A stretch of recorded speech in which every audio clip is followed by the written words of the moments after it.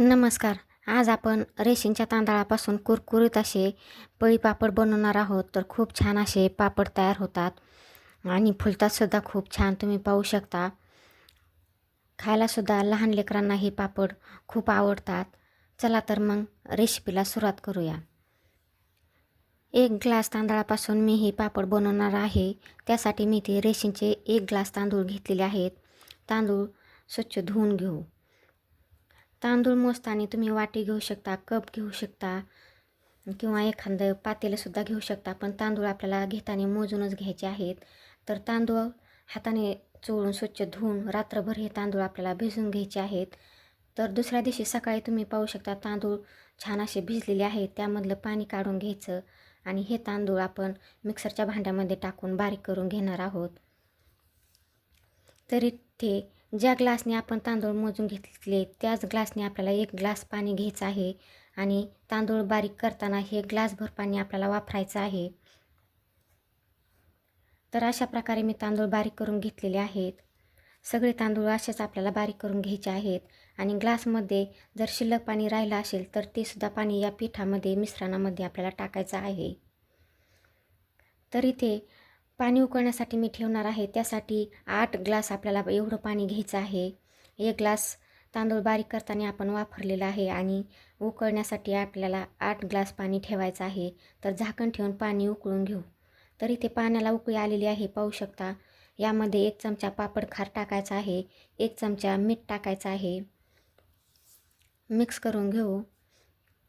आता यामध्ये बारीक केलेले जे तांदळाचं मिश्रण आहे ते एका हाताने आपल्याला टाकायचं आहे. गॅस इथे मंदच आपल्याला ठेवायचा आहे. फुल गॅसवर हे मिश्रण टाकायचं नाही. तर दुसऱ्या हाताने सारखं आपल्याला ढवळून घ्यायचं आहे. गॅस मी मंदच ठेवलेला आहे कारण फास्ट गॅसवर जर तुम्ही हे मिश्रण टाकलं तर गाठी होऊ शकतात. तर इथे तुम्ही पाहू शकता अशा प्रकारे आपलं मिश्रण तयार झालेलं आहे. कुठेही यामध्ये तुम्हाला गाठी दिसणार नाहीत. 5 मिनिटे सारखं आपल्याला हे मिश्रण ढवळून घ्यायचं आहे. तर इथे तुम्ही पाहू शकता मिश्रण आपलं थोडंसं घट्ट झालेलं आहे. शिजल्यानंतर अजूनच हे मिश्रण घट्ट होतं. तर झाकण ठेवून 15 ते 20 मिनटं हे मिश्रण आपल्याला शिजवून घ्यायचं आहे. अधूनमधून याला आपल्याला ढवळूनसुद्धा घ्यायचं आहे. इथे तुम्ही पाहू शकता मिश्रण घट्ट झालेलं आहे. झाकण ठेवून आणखीन थोड्या वेळ मिश्रण मी शिजवून घेणार आहे. तर इथे तुम्ही पाहू शकता 20 मिनिटानंतर खूप छान असं आपलं हे पीठ शिजलेलं आहे, पाहू शकता.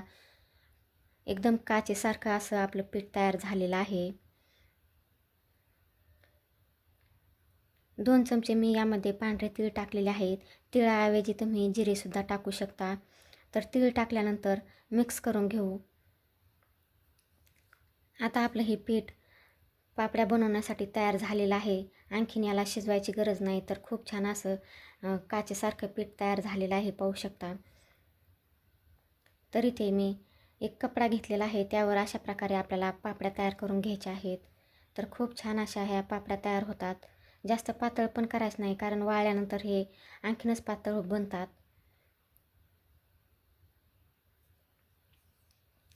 तर अशा प्रकारे मी सगळे पापड बनवून घेते. इथे तुम्ही पाहू शकता सगळे पापड मी बनवून घेतलेले आहे. आमच्या इकडे याला पापड्यासुद्धा म्हणतात, पापडसुद्धा म्हणतात. तर खूप छान असे आपले पापड्या तयार झालेले आहेत. इथे तुम्ही पाहू शकता आपले पापड वाळलेले आहेत. कपडा उलटा करून थोडंसं पाणी शिंपडून आपल्याला हे पापड काढून घ्यायचे आहेत. आणि इथे तुम्ही पाहू शकता 2 दिवस उन्हामध्ये वाळल्याच्या नंतर आपले पापड खूप छान असे मस्त तयार झालेले आहेत. पांढरे शुभ्रसुद्धा झालेले आहेत. तर चला मग मी तुम्हाला पापडसुद्धा तळून दाखवते. कढईमध्ये मी थोडंसं तेल गरम करून घेतलेलं आहे. त्यामध्ये पापड टाकल्यानंतर तुम्ही पाहू शकता खूप छान असा फुललेला आहे. त्यामधलं तेल निथळून घेऊ.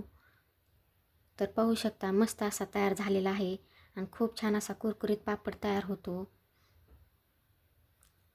तुम्ही जर माझ्या चॅनलवर नवीन असाल तर व्हिडिओला लाईक करा, शेअर करा, सबस्क्राईब करा आणि कमेंटद्वारे कळवा की तुम्हाला पापड आवडले की नाही ते. पाहू शकता मी ते 4 ते 5 पापड तळून घेतलेले आहेत. पांढरे शुभ्र असे आपले पापड तयार झालेले आहेत. चला तर पुन्हा भेटूया पुढील एका अशाच रेसिपीमध्ये.